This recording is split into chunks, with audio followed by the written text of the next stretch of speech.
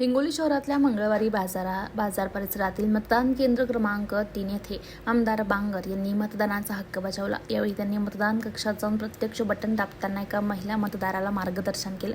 मतदान केंद्रात स्वर्गीय बाळासाहेब ठाकरेंचा विजय असो, एकनाथ शिंदे आगे बढो, हम तुम्हारे साथ है अशा घोषणाही केल्याचं व्हिडिओमध्ये दिसतंय। तर संतोष बांगर यांनी मतदान केंद्रात फोन देखील वापरलाय।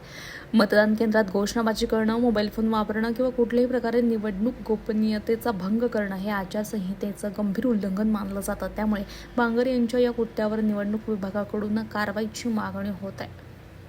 या प्रकरणाची निवडणूक निर्णय अधिकाऱ्यांनी गंभीर दखल घेतली असून तातडीनं अहवाल मागवण्यात आलेला आहे। निवडणूक अधिकाऱ्यांनी स्पष्ट सांगितलंय की गोपनीयतेचा भंग झाल्याचा प्राथमिक अहवालात आढळल्यास आमदार संतोष बांगर यांच्यावर कायदेशीर कारवाई करण्यात येईल। त्यामुळे संतोष बांगर यांच्या अडचणी वाढण्याची शक्यता आहे। आता या प्रकरणात नेमकी काय कारवाई होणार हे पाहणं महत्त्वाचं आहे।